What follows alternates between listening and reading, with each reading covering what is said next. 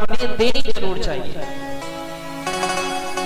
अब चेतावनी की कि हिरण छोड़ करके चला गया। भरत जी महाराज रोए और इतना रोए कि रोते रोते हाल बेहाल हो गया। लेकिन शाम को फिर दोबारा लौट करके आ गया। अब फिर उसके मुंह में लगे, भगवान ने समझाया कि हमेशा तेरे पास नहीं रहेगा, लेकिन नहीं समझ में आया। वो तो भजन करने का नाम ही नहीं लेते। नहीं, एक दिन वो वास्तविकता में हिरण चला ही गया। अच्छा, भरत जी का क्या कार्य था? ये सही था कि उन्होंने बचाया, ये अच्छी बात थी।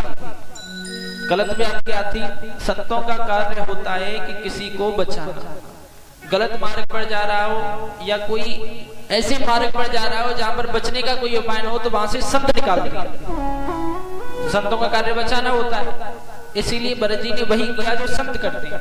लेकिन गलत क्या किया? बोले 10-5 दिन पालने के बाद में जब वो चलने योग्य हो जाता तो उसे छोड़ करके आ जाते उसके झुंड में और अपने भजन में मग्न हो जाते। लेकिन ऐसा नहीं किया, वो तो उसके मुंह में फंस गए। बोले फिर क्या हुआ? बोले जैसे ही वो हिरण गया तब भरत जी महाराज का अंतकाल आया। अंतकाल आया, उसे देखकर भयभीत नहीं हुए भरत जी महाराज, समझ गए कि ये माया थी, साथ में चले गए। अंतकाल में जिस चीज का हम ध्यान करते हैं उसी चीज का हमें अगले जन्म में जन्म मिलता है। जैसे हमने ध्यान किया हिरण का, तो हमें भी हिरण का ही जन्म मिलेगा। ऐसे ही भरत जी महाराज को अगला जन्म हिरण का ही मिला। और हिरण के जन्म को पार करके आज भरत जी महाराज भजन करते हैं। क्यों करते हैं? बोले पिछले जन्म में इतना भजन किया था, इतना भजन किया था कि इस जन्म में सब कुछ याद है। सब जानते हैं कि क्या क्या व्यथा मेरे साथ में हुई है।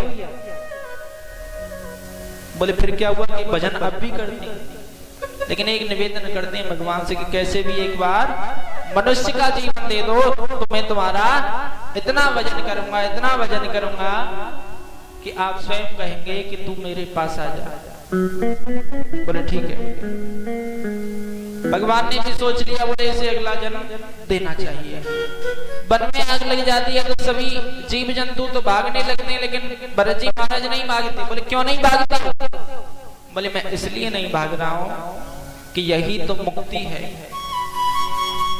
भरत जी महाराज ने आज वहीं पर अपने प्राणों का त्याग कर दिया, और प्राणों का त्याग किया तो उनका अगला जन्म एक ब्राह्मण के यहाँ पर हुआ है। और यहाँ पर भी देखिए सौभाग्यवश इनका नाम भरत ही पड़ा है। बोले भरत ही, पहले भी भरत और फिर मध्य में भी भरत और अंत में भी भरत। बोले भरत नाम होगा इनका। बोले ठीक है, अच्छी बात है। भरत जी महाराज चले, धीरे धीरे चलने योग्य हुए, बोलने योग्य हुए, तो केवल नाम लेते हैं भगवान का और कोई कार्य नहीं करते। ब्राह्मणों का कर्तव्य होता है कि गायत्री मंत्र याद किया जाए, लेकिन आज वो भी याद नहीं किया। बोले क्यों याद नहीं किया? बोले यदि गायत्री मंत्र याद कर लिया तो पिताजी ब्राह्मण है, कथा पूजा पाठ इत्यादि कराते हैं, हवन कराते हैं। बोले फिर क्या हुआ? बोले गायत्री मंत्र याद कर लिया तो फिर कहेंगे कि और मंत्र याद कर, फिर कहेंगे कि सत्यनारायण की कथा याद कर ले, और जब कथा भी याद हो जाएगी, सब कार्य से संपन्न हो जाऊंगा, तो फिर किसी दिन कहेंगे कि उन सेठ जी के यहाँ पर कथा भी करके आ गया, और फिर माया के चक्कर में पड़ जाऊंगा, भजन नहीं कर पाऊंगा। बोले कहते तो ठीक हो, इसलिए गायत्री मंत्र भी नहीं याद करते, भजन करते। भजन करते करते करते करते काफी टाइम हो गया। पिता का देहांत हो गया। 9 भाई हैं, 9 भाइयों के विवाह हो गए। बोले कुछ नहीं करता है, पागल है, जड़ है, तब से इनका नाम पड़ गया जड़ भरत। मूर्ख कहने लगे सब ने, जड़ भरत कहते हैं। एक समय ऐसा आया कि राजा रघुगण को इन्होंने इतना सुंदर उपदेश दिया, इतना सुंदर उपदेश दिया कि उस सुंदर उपदेश को सुनकर के राजा रघुगण संत बन गए। ऐसे हुए भरत जी महाराज, अंत में आकर के भगवान के नाम को चले गए। इस संसार जगत में हम काफी चीजें हारते, काफी चीजें जीतते, लेकिन असली जो चीज है हम उसके पीछे नहीं भागते, कभी भी नहीं भागते। अपने नाम के लिए, अपनी शोहरत के लिए, अपने परिवार के लिए सब कुछ करते हैं, लेकिन अंत में क्या मिलता है? एक खाट के बराबर जगह भी नहीं मिल पाती। जब मर जाता है प्राणी तो कहते हैं कि जल्दी से इन्हें लेकर के जाइए। भागवत जी सुनते हैं बड़ा ही आनंद आता है। भागवत सुनते हैं सभी भक्तगण। आजकल टीवी चैनलों पर भी भागवतें आने लगी हैं। कितना पुण्य भी बढ़ता जा रहा है, उतना ही अधर्म भी बढ़ता हुआ जा रहा है।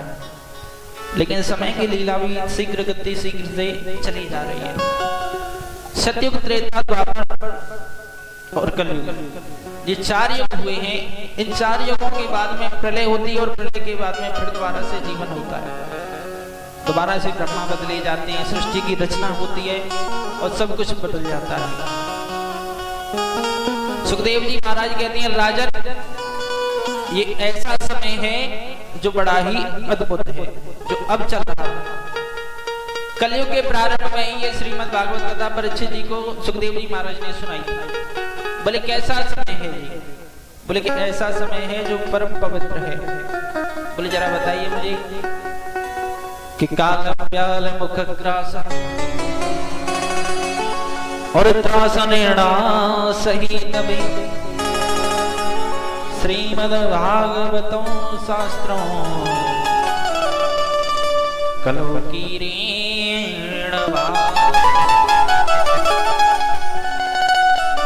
बोले ऐसी चीज सुना रहा हूं तुम्हें जैसे सुनने से काल रूपी सर्प के मुख में जाने की जरूरत नहीं है। तीसरा दिन है आज और कथा सुना रहे हैं। 3 दिन हो चुके हैं। परीक्षित जी महाराज भी सुन रहे हैं, सुखदेव जी सुना रहे हैं। तो इस कथा की चर्चा दूर दूर तक फैल गई। धरती पर ही नहीं, पूरे आकाश मंडल में घूम गई। ये चर्चा पहुंच गई देवराज इंद्र के पास कि कोई सुखदेव संत और राजा परीक्षित को कथा सुना रहा है और कहते हैं कि इस कथा को सुनने के बाद में किसी अमृत को पीने की जरूरत नहीं है। हमेशा हमेशा के लिए तुम्हारी जो आत्मा है वो अजर हो जाएगी, अमर हो जाएगी, अमर हो जाओगे। कि अच्छा कि हाँ, बार बार करना नहीं पड़ेगा इस कथा को सुनने से। आज देखिए ध्यान दीजिएगा, देवराज इंद्र अमृत के कलश को लेकर के प्रकट हो गए कुछ देवताओं के साथ। कलश लिया और प्रकट हो गए। सुखदेव जी महाराज ने देखा और नजर हटा ली। बोले भगवान हम आए हैं, परिचय दिया अपना अपना देवताओं ने। बोले मैं इंद्र हूं, मैं सूर्य हूं, मैं वायुदेव हूं। सबने परिचय दे दिया अपना और आकर के बैठ गए। बोले हम आपसे कुछ कहना चाहते हैं। बोले कहिए। बोले हमने सुना है राजा परीक्षित को श्राप लगा के हाथ लगा है। लगा तो है और उसी के लिए कथा चल रही है। बोले कि हम चाहते हैं कि इस अमृत को आप परीक्षित को पिला दो। परीक्षित को कि हाँ इनका श्राप भी टूट जाएगा। बोले फिर उसके बाद में बोले जो श्रीमद् भागवत कथा है उसे हमें सुना दो। सुखदेव जी महाराज मुस्कुराए। बोले कर दी ना देवताओं वाली बात। बोले क्यों? कि वसुधा को कथा लोगे मणिर महान ब्रह्म रात्रो विचार्यो तदा देवान जहासा। बोले कितने मूर्ख देवता होते कि कहां तुम्हारे कांच के टुकड़े के समान अमृत और कहां मेरी मणि जैसी श्रीमद् भागवत कथा, दोनों में कभी बराबरी हो सकती है? और दूर भला बुरा कहा देवताओं को। देवता भाकर के ब्रह्मा जी के पास गए। बोले भगवान ऐसा क्या है श्रीमद् भागवत कथा में जो हमें सुनने के लिए, देवताओं को सुनने के लिए नहीं मिल रही है? बोले देखता हूं। तराजू में एक तरफ भागवत जी को रखा, एक तरफ वेद पुराण शास्त्रों को रख लिया और जैसे ही उठाया और उठाने के बाद में बताते हैं कि जो पुराण थे वो तो आकाश में चले गए, लेकिन जो श्रीमद् भागवत कथा थी वो तो ब्रह्मा जी पर हिली भी नहीं। तब ब्रह्मा जी ने कहा है कि तेने वाङ्मयी मूर्ति प्रत्यक्षा वर्तते हरि स्वकीयो यद भवेत् श्रीमद्भागवती दधा। बोले ऐसी श्रीमद् भागवत कथा को नमन करता हूं मैं। देवताओं ये तुम्हारे लिए नहीं है, ये तो परीक्षा के लिए है, तुम्हारे बस की बात नहीं। आजकल मैंने देखा है एक चीज बहुत अच्छी चल रही है, देवता। अच्छा कभी इतनी तपस्या देवताओं ने की है जितनी दैत्यों ने की है? कभी नहीं की। फिर भी देवता पूजे जाते हैं। दैत्यों ने तपस्या करने के बाद भी उनका विनाश हुआ है और देवताओं ने कुछ नहीं किया फिर भी उनकी पूजा हुई है। इसका मतलब ये नहीं है कि भगवान गलत हैं जो बार बार देवताओं का साथ देते हैं। इसका मतलब ये है कि देवता इस योग्य है। और जैसे ही दैत्यों के हाथ में सत्ता आती है तो वो नरसंहार करते हैं, इसलिए दैत्य बुरे होते हैं और देवता अच्छे होते हैं। देवता हर एक कार्य के लिए भगवान के पास जाएंगे, लेकिन जब दैत्य राजा बन जाएंगे तो वो तो समझेंगे कि हम ही भगवान हैं। इसीलिए देवताओं को पूजा जाता है, ना कि दैत्यों को। मैंने आजकल देखा है जो नई पीढ़ी चली आ रही है, नए जो लोग हैं, देखने के रावण में भी खूबियां ढूंढने लगे। रावण में भी खूबियां ढूंढने लगे। बहुत से लोग कहते हैं कि रावण ने जो किया अच्छा किया। अरे क्या अच्छा किया जी? माता सीता को लेकर के चला गया। बोले कि उन्होंने भी तो उसकी बहन की नाक काटी थी, लेके चला गया तो क्या हो गया? बोले इसमें एक कारण है। कारण क्या है कि बहन ने चरित्रहीनता की बात की थी, भाई ने भी वही किया, चरित्रहीनता वाली बात। इसीलिए राम जी ने उसका संहार किया। हर एक समय जब भगवान जन्म लेते हैं, नरसंहार करते हैं, फिर उसके बाद में अपने लोग को चले जाते हैं। केवल 2400 अवतारों में से जो अवतार लिए हैं, सब अवतारों को छोड़ करके चले गए। अभी तक एक ऐसा अवतार है जो कि अभी तक यहीं पर है, जिसे हम नर और नारायण का अवतार कहते हैं। नर नारायण भगवान ने अवतार लिया तो वो इस धरातल पर ही रहे, वो कभी गए नहीं और विलीन हुए, इस धरातल में ही विलीन हुए। सुखदेव जी महाराज कहते हैं परीक्षित, अब जो आगे समय आने वाला है बड़ा ही अद्भुत है। प्रियव्रत की कथा सुनाई, भूगोल का वर्णन कर दिया। अब सबसे मेन बात आती है सतयुग, त्रेता, सतयुग, त्रेता, द्वापर और कलयुग। ये चार युग हैं और इन्हीं चारों युगों में ये निरंतर सब कुछ चलता रहता है। लेकिन सबसे श्रेष्ठ क्या है? बोले भगवान सतयुग। बोले सतयुग नहीं है। त्रेता? बोले त्रेता भी नहीं है। बोले तो द्वापर? बोले द्वापर भी नहीं है। बोले कि सबसे श्रेष्ठ है कलयुग। बोले कलयुग क्यों श्रेष्ठ है? बोले कि कलयुग इसलिए श्रेष्ठ है कि यहाँ में हजारों लाखों वर्ष व्यतीत हो जाते थे लेकिन भगवान नहीं मिलते थे। सतयुग में भी, त्रेता में भी। जब सतयुग में तपस्या प्रारंभ की तब आकर के राम जी महाराज ने त्रेता में उनको दर्शन दिया। जब त्रेता, सतयुग और इनमें तपस्या प्रारंभ हुई तब आकर के द्वापर में इन्होंने भगवान श्री कृष्ण ने दर्शन दिया। बोले फिर इसका मतलब क्या है? इसका एक ही मतलब है कि कलयुग केवल नाम आधारा, सुमेरे सुमेरे नर उतर नहीं पारा, सुमेरे सुमेरे नर उतर नहीं पारा। कलयुग केवल नाम आधारा, सुमेरे सुमेरे नर उतर नहीं पारा।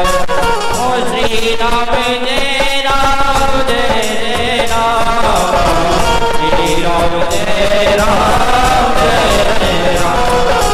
ओ कलयुग केवल नाम आधारा, सुमेरे सुमेरे नर उतर नहीं पारा, सुमेरे सुमेरे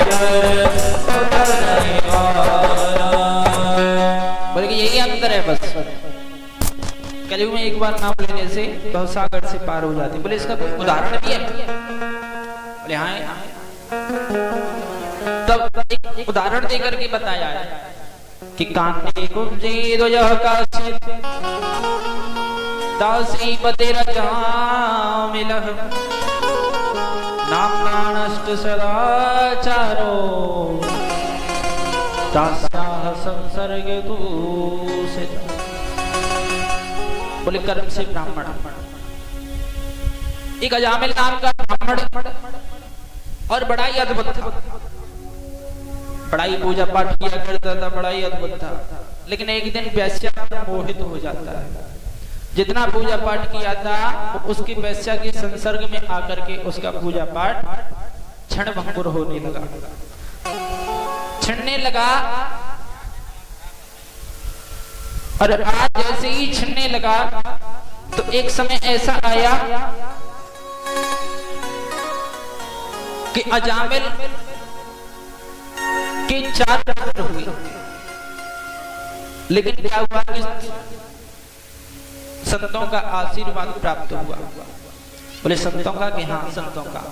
भगवान ने संतों को आदेश दिए, बोले जाइए कि उसका उद्धार कीजिए। तो संतों आए, आकर के अजामिल के द्वार पर डेरा डाल लिया, उसके घर से सूखा भोजन लिया, सूखा आटा लिया और बना करके उसे खाया। एक दिन हो गया, जैसे ही सुबह हुई तो चलने लगे। बोले वाक्या दो, बोले ठीक है। जैसे ही चलने लगे तो किसी ने कहा कि जिसका खाया है उसका कुछ तो भला करो। बोले भला कि हाँ। तो अजामिल को बुलाया गया। बोले कितने पुत्र हैं? बोले 4। बोले जब 5वीं संतान हो तो उसका नाम नारायण। बोले ठीक है। संत भगवान चले गए और जैसे ही संत भगवान गए जाकर के देखा कि 5वां पुत्र ही हुआ है।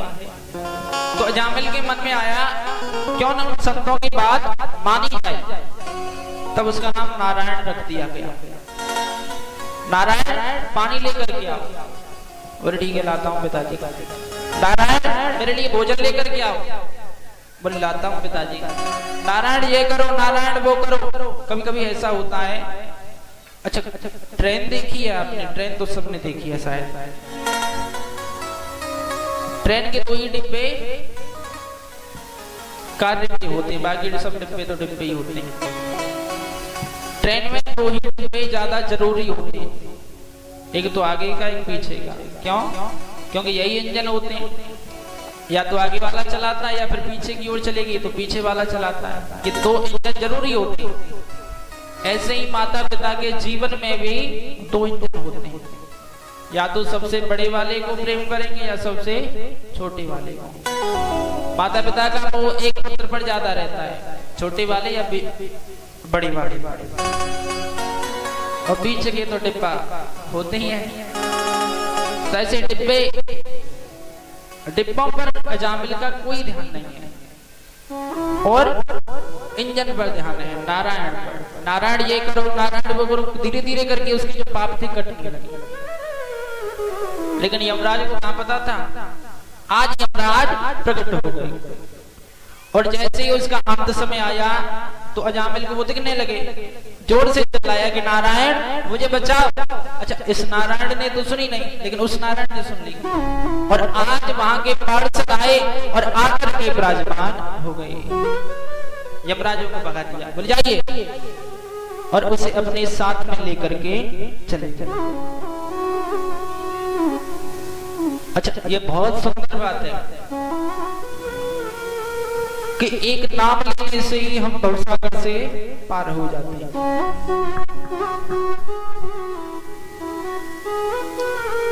एक बहुत अच्छी बात है कि नाम लेने से हम भवसागर से पार हो जाते हैं। ये बहुत सुंदर बात है, लेकिन इसमें भी एक कारण है। नाम लेने का कोई समय नहीं है। अच्छा मैंने पिछली बार बताया था कि अपने पुत्रों का नाम भगवान के ही नाम पर रखना चाहिए, ये बहुत अच्छी बात होती है। तो एक भैया बहुत सुंदर और उन्होंने अपने पुत्र का नाम विष्णु रख लिया। विष्णु नाम भी सुंदर है। तो किसी ने कहा कन्हैया क्यों नहीं रखा? बोले कन्हैया का पिता कौन? के नंद बाबा। बोले नंद बाबा नहीं, कन्हैया को बाप है विष्णु, तो हम तो बाप को नाम रखेंगे ना। कि अच्छा कि हाँ कि ठीक है, तो विष्णु नाम रख लिया जी। विष्णु बड़ा हुआ तो उसमें कुछ अवगुण आ गई। अवगुण यानी कि मदिरा का पान करने लगा, जुआ खेलने लगा। तो विष्णु ही ऐसे कर रहा है तो न जाने कैसे कैसे लोग होंगे। तो इसीलिए नाम भी हमें सोच समझ कर रखना चाहिए। बोले कैसे? बोले जब विष्णु बड़ा हुआ तो कहीं पर गया, उसने मदिरा का पान कर लिया और मदिरा का पान करने के बाद में वो गिरने लगा, मर मर के जीने लगा, बालियां करने लगा। और जब वो पीने लगा और गिरने लगा तो एक बार ऐसी ठोकर लगी उसे कि वो नाली में गिर जाता है। और जैसे ही गिरा तो ठंड का मौसम था, पास में आग जल रही थी, संत भगवान भी बैठे थे। तो कुछ लोगों ने उसे निकाला जो उसी के काम के थे और लाकर के आग के सामने खड़ा कर दिया। तो बार बार उसे जगाए, थप्पड़ मारे, बोले भैया जग जाओ जग जाओ। तो एक ने कहा कि विष्णु, लाला विष्णु जग जा। संत भगवान ने इस बात पर ध्यान दिया, देखिए ध्यान से सुनिएगा। संत भगवान ने इस बात पर ध्यान दिया कि लाला विष्णु जग जा। बोले क्या कहा तुमने? विष्णु? कि हाँ विष्णु। ओहो, बोले जब तुम्हारे गांव को विष्णु ही ऐसा तो कंस कैसा होगा? कंस कैसा होगा भैया? विष्णु ही इनका मन कर रो तो नाम भी कभी कभी सोच समझ के रखनी चाहिए। अब विष्णु जाके दारू भी मन लगे तो ये अच्छी बात थोड़ी। इसीलिए ब्राह्मणों को बुलाया जाता है नामकरण पर। वो देखते हैं कौन से ग्रह में कौन से मुहूर्त में हुआ है और उसी हिसाब से इनके नाम रखे जाते हैं। नाम भी सोच समझ कर रखनी चाहिए हमें। इसीलिए संतों ने तो कह दिया नारायण रख लो, इसलिए अजामिल ने नारायण नाम रख दिया। और देखो भगवान ने भी बुद्धि फेरी। अजामिल जो पाप कर्म करता है वो एक साथ बदल जाता है, नारायण नाम रख देता है। ऐसा कैसे बदलाव आया? बोले जब भगवान की कृपा हुई तब उसके अंदर बदलाव आया। इसीलिए भगवान की कृपा सब पर होती है। तो आइए हम भी भगवान की कृपा को लेते हुए चलेंगे। बोलो बांके हरि लाल की जय हो। और हर सांस में हो सुमिरन तेरा, और यूं बीत जाए जीवन मेरा। और हर श्वास में हो सुमिरन तेरा, हर श्वास में हो सुमिरन तेरा। यूं बीत जाए जीवन मेरा, सांस में हो सुमिरन तेरा। यूं बीत जाए जीवन मेरा।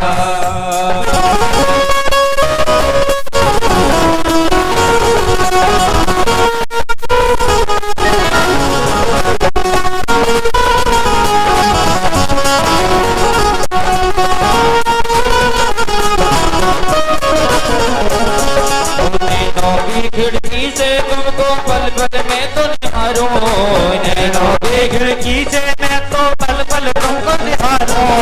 नैनों की खिड़की से तुमको पल पल में तो निहारूं, नैनों की खिड़की से मैं तो पल पल तुमको निहारूं। यूं बीत जाए जीवन तेरा, यूं बीत जाए जीवन तेरा। विश्वास में हो सुमिरन तेरा, विश्वास में हो सुमिरन तेरा। यूं बीत जाए जीवन मेरा।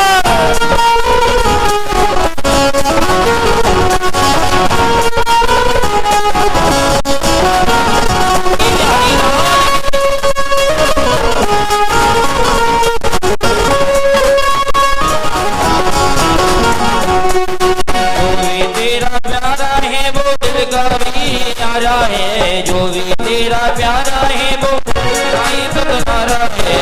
सब तो निहारो लोग सुनहरा, और तो निहारो लोग सुनहरा। जीवन मेरा, हर श्वास में हो सुमिरन तेरा, बीत जाए सुमिरन तेरा।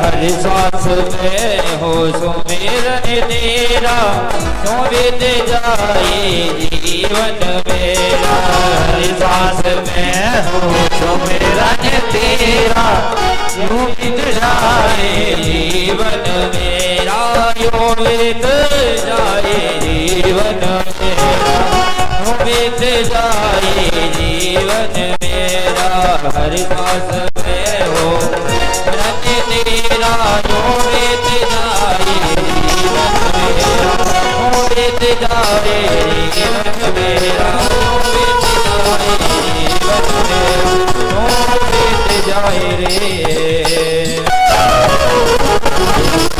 मेरा। बोले एक राक्षस जो कि माता दधि ने प्रकट किया, उसे माना जा सकता था तो वज्र से, जो कि दधीची ऋषि की हड्डियों से बनाया, और बनाने के बाद में उसके बाद में उसे मारा गया। ये कथा भी काफी गंभीर है। इसके बाद में सप्तम स्कंद में प्रवेश करते हैं। सुखदेव जी महाराज कहते हैं कि समप्रिय सौहृद गुणवा आख्यास्ते राम तेवरा, विख्यात बलो विदो नहरम तचार्तम। बोले कि एक कथा मैंने पहले तुम्हें सुनाई है। बोले कौन सी कथा? बोले हिरण्याक्ष की कथा, जिसका उद्धार वामन भगवान ने किया था। कि हाँ सुनाई। बोले उसी हिरण्याक्ष का एक भाई था जिसका नाम था हिरण्याकश्यप। अच्छा, ये जो हिरण्याकश्यप है बड़ा ही अद्भुत है। इस हिरण्याकश्यप ने विष्णु भगवान को मारने की प्रतिज्ञा ले ली है। बोले मैं अपने भाई का बदला लूंगा। बोले ठीक है। फिर क्या किया? बोले इसने ब्रह्मा जी की घनघोर तपस्या की। एक बार तो इसकी तपस्या विफल कर दी गई, लेकिन जब इसने दूसरी बार तपस्या की तो दूसरी बार में इसने ब्रह्मा जी की घनघोर तपस्या के बाद ब्रह्मा जी प्रकट हो गए। ब्रह्मा जी अब प्रकट हुए। बोले मांगो। बोले मांग लो। कि हाँ मांग लो। कि ठीक है। सबसे पहला वरदान मैं यही चाहता हूं कि मैं अमर हो जाऊं। ब्रह्मा जी मुस्कुराए। बोले हर प्रलय के बाद भी मुझे मरना पड़ता है तो तुझे कहां से अमर कर दूं? जब मुझे मरना पड़ता है तो तुझे कैसे अमर कर सकता हूं? बोले आप भी मरते हो? कि हाँ मैं भी मरता हूं। कि तो कुछ वरदान दे दो कुछ। बोले ठीक है कुछ ही ले लो। बोले सबसे पहला वरदान न आकाश में मरूं न पाताल में। बोले दिया। घर के अंदर न बाहर। बोले ठीक है। अस्त्र से न शस्त्र से। बोले ये भी ले जा। ब्रह्मा के बनाए हुए 12 महीने होते हैं ना, 12 महीनों में से एक भी महीने। बोले ये भी ले जा। तू ले जा, बस पीछा छोड़। बोले नर से न पशु से। बोले ये भी थी। अच्छा मैं सोचता हूं राक्षस कितने गंभीर है। नर से न पशु से। हिरण्याकश्यप ने कभी ये नहीं सोचा कि यदि कोई कीड़ा आए और काट ले तो? ये तो नर में भी नहीं आता है, पशु में भी नहीं आता है, कीड़े से ही मृत्यु हो जाएगी। इससे पता चलता है कि राक्षस कितने मूर्ख होते थे। अब वरदान मांगा कि ब्रह्मा की बनाई हुई ये सब सृष्टि है, कि हाँ कि इस सृष्टि में से कोई भी चीज मुझे न मार सके। ये असली वरदान था कि कोई भी चीज मुझे न मार सके। आज बोले ठीक है दिया तुझे। हिरण्याकश्यप आया घर। आकर के उसके 4 पुत्र हुए। लाद, अनुराग, संलाद और प्रहलाद। चौथे नंबर के थे प्रहलाद जी महाराज। इन्होंने जैसे ही जन्म लिया तो नारद जी ने एक बार इनकी माँ को उपदेश दिया था, तो ये गर्भ में थी और इसी उपदेश को सुनते हुए इनके अंदर ज्ञान प्रकट हो गया और उसी ज्ञान को और भक्ति को लेकर के ये साथ साथ चले आए। और जैसे ही भक्ति और ज्ञान आए तो इनके ज्यों-ज्यों बढ़ने लगे तो इनके अंदर वैराग्य भी जागृत हो गया।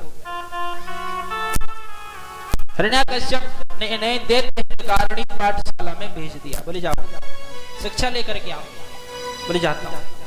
शिक्षा ली, शिक्षा 6 महीने बाद लेकर के आए। बोले क्या सीखा? अपनी गोद में बिठा लिया हिरण्याकश्यप ने। बोले क्या सीखा? बोले बताओ पिताजी के। हाँ बताओ। अच्छा एक बात ध्यान दीजिएगा यहाँ पर कि हिरण्याकश्यप को सबसे बुरा एक ही चीज लगती है, विष्णु का नाम और विष्णु। लेकिन प्रहलाद जी ने यहाँ कुछ उल्टा ही कर दिया, कहा कि श्रवणो कीर्तनम विष्णु स्मरणो पाद सेवनो अर्चनो वंदनो दास्यो सख्य आत्मनिवेदनो। श्रवणों कीर्तनों प्रकार की भक्ति और उसमें भी भक्ति में भी विष्णु का नाम तुरंत बोधित हो गया और उठाया अपनी गोद से और प्रहलाद जी को फेंक दिया। बोले मूर्ख, मेरे दुश्मन का नाम लेता है। बोले क्या सिखाते हो तुम ऐसे? बोले महाराज अब नहीं, ये अपने आप ही सीखता है। दोबारा भेज दिया विद्यालय का। फिर लौट कर के आए। बोले क्या सीखा अब तुमने? बोले मैंने एक ही चीज सीखी कि सब कुछ छोड़ करके राजपाट आपको विष्णु की शरण में चले जाना चाहिए, वो आपको क्षमा कर देंगे। बोले मुझे क्षमा कराएगा तू? कि हाँ आपको क्षमा कर देंगे। तब से हिरण्याकश्यप के मन में भागी बात, ये मेरी मृत्यु का कारण बनेगा। बोले ठीक है तुझे ही बताऊंगा। दुग्ध में विष दिया। भगवान की कृपा हुई तो उनकी कृपा पर भी विष अमृत बन गया।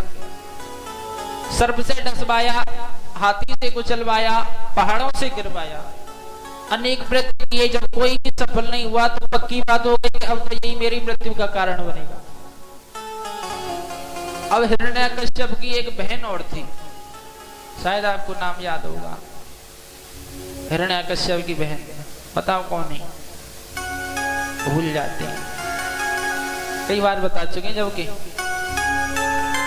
होलिका, होलिका आई आकर के बोली भैया कैसे परेशान हो? बोले क्या बताऊं, तो तेरा भतीजा है ना, विष्णु का नाम लेता है और कहता है कि मुझे सब कुछ छोड़ करके उसकी शरण में चले जाना चाहिए। अब बताओ क्या करूं? बोले अच्छा क्या करना है फिर इसका? किसे मारना है? कि ठीक है मुझे ऐसा वरदान मिला है कि मैं जल नहीं सकती हूँ, कि चिता लगवाई जाए। चिता पर बैठा गया, हुंडा बैठ गई और उनकी गोद में प्रहलाद जी बैठ गए। बोले यही आखिरी स्थिति बची है। बोले ठीक है। आज जैसे ही हुंडा की चिता में, होलिका की चिता में आग लगाई गई और आग जैसे ही लगी, आग प्रज्वलित हुई। प्रज्वलित होने के बाद में जलने लगी। जब चिता राख हो गई तो न तो उसमें हुंडा दिखी न प्रहलाद जी महाराज। बोले काम तमाम हो गया। बहन गई तो गई, लेकिन चलो बेटा भी चला गया, कोई बात नहीं। लेकिन देखा कि प्रहलाद जी महाराज उस रात के ढेर में से निकलते हुए चले आ रहे हैं। प्रहलाद जी बाहर आए। बोले तुम्हारी बुआ कहाँ है? बोले बुआ तो वहीं गई जहाँ जाना था उनको। अब आपकी बारी है, बोलो। भगवान तो हर व्यापक है, हर व्यापक सर्वत्र समाना, और आप बोलो क्या कहोगे? बोले सब जगह तेरा भगवान। बोले हाँ सब जगह। बोले इस खंभे में भी? बोले हाँ। इस जगह भी? बोले हाँ इस जगह भी, हर एक जगह। बोले मेरे भगवान तो आप में भी हैं? बोले इस खंभे में भी है? कि हाँ। आज गदा उठाई और उठा करके जैसे ही मारने को हुआ तो नरसिंह भगवान प्रकट हो गए विकराल रूप लेकर के।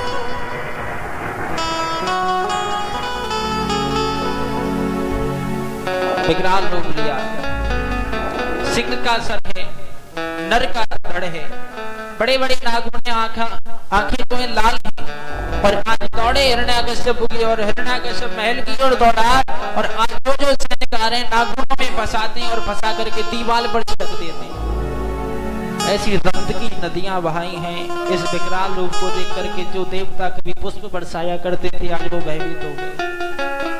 बोले क्या है? बोले यही तो अवतार है कि ठीक है आप पुष्प बरसाए सभी ने, लेकिन क्रोध इतना है भगवान को कि बहुत ज्यादा।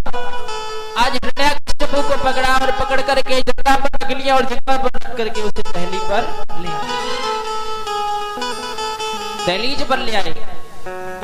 बोले वरदान याद कर। बोले वरदान?